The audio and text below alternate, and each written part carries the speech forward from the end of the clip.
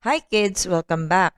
For today, we are going to distinguish speed, time, and motion. For this week's most essential learning competency, describe the motion of an object by tracing and measuring its change in position, distance traveled over a period of time. For today's objective, distinguish speed, distance, and time. Let's ignite your curiosity, discover something new, unleash your inner scientist with Science 5! I am your virtual teacher, Teacher Regine.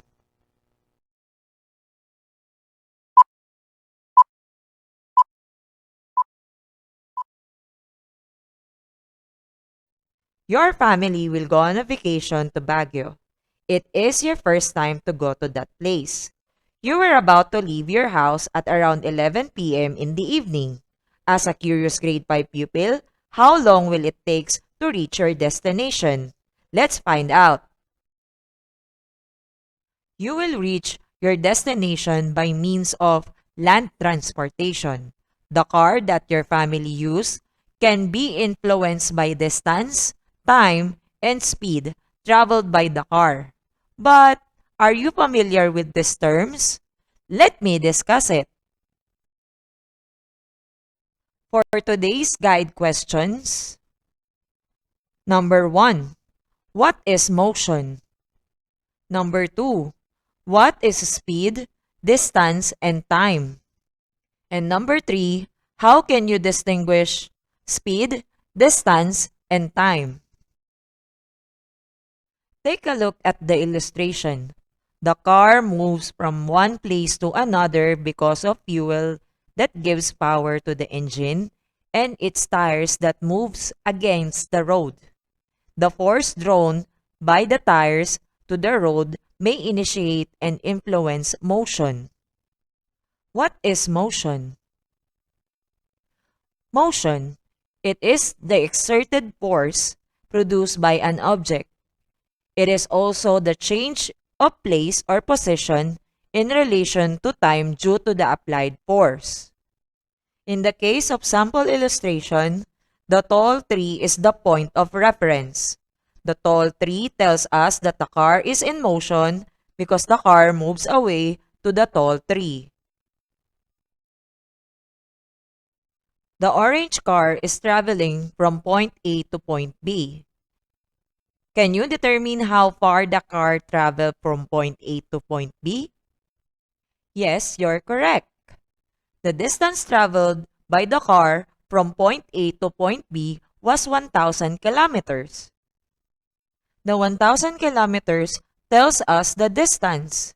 Then what is a distance? Distance.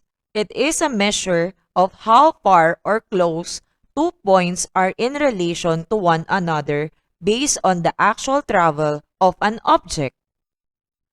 1,000 kilometers tells us the total path traveled by the car from point A to point B.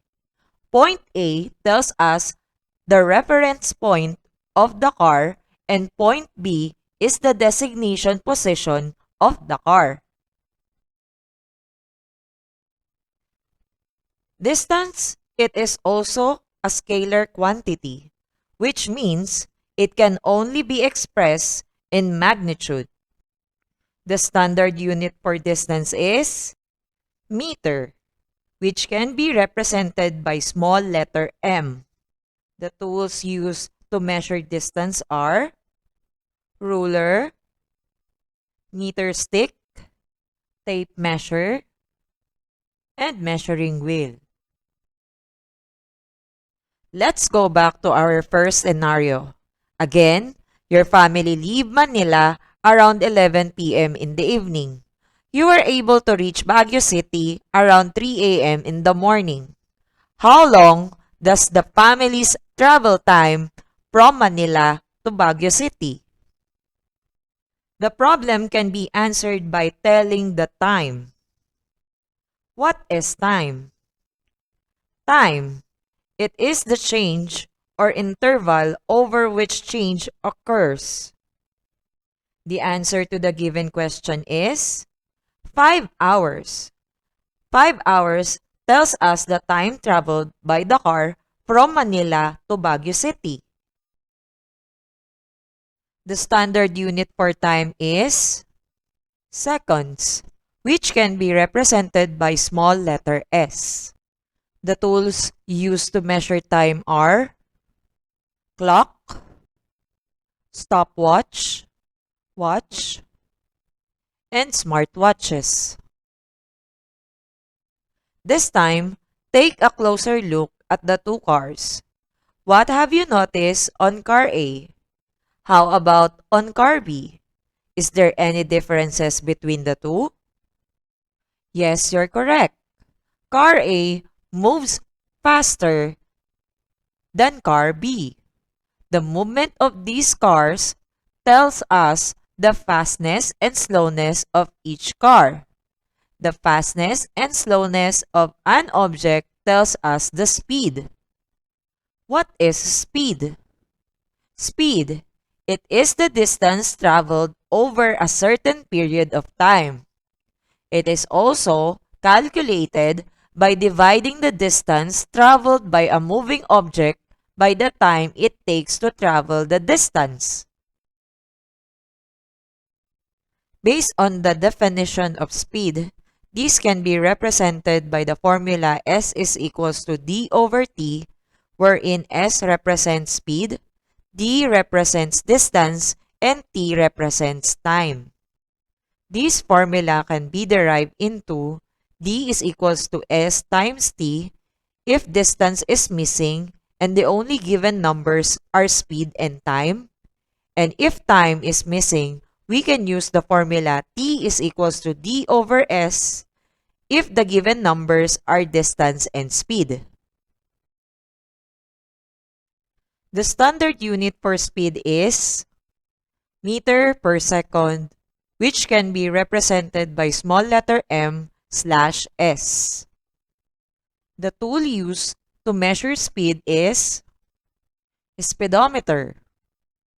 Let's try to solve a problem using the formula of speed. Maria was able to jog 100 meters in 60 seconds. What is her speed? Let's analyze the given problem. Maria was able to jog 100 meters in just 60 seconds. What is her speed? The given numbers in the problem are 100 meters and 60 seconds. 100 meters gives us the distance and 60 seconds tells us the time. The problem is asking for the speed of Maria. Since speed is missing, we will use the formula S is equals to D over T, wherein the distance is given and the time is also given. For the solution, since speed is missing, we will use the formula speed is equals to distance over time. Let's substitute the given numbers.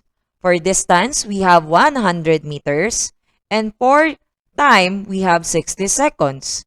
100 meters divided by 60 seconds, we have a speed of 1.67 meters per second.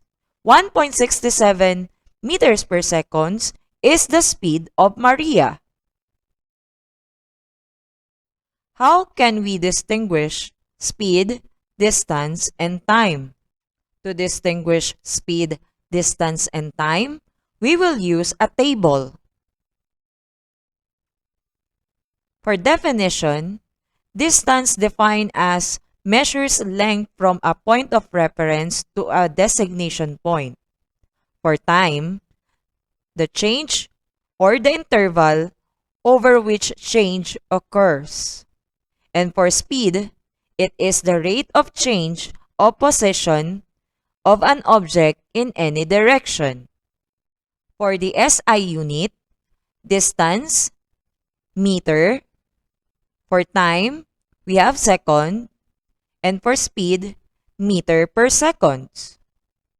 For the instrument used, for distance, we use ruler, tape measure, and meter stick. For time, we use watch, stopwatch, and clock. For speed, we use speedometer. For distance and time, they doesn't have any formula to be used, but they requires unit conversion to agree with its standard unit, which is meter for distance and seconds for time. For speed, it uses speed is equals to distance over time. Did you learn something new in our today's lesson? Good job! I'm so happy to hear that. See you again in our next lesson. This is your virtual teacher, Teacher Regine. See you again in our next one. Bye!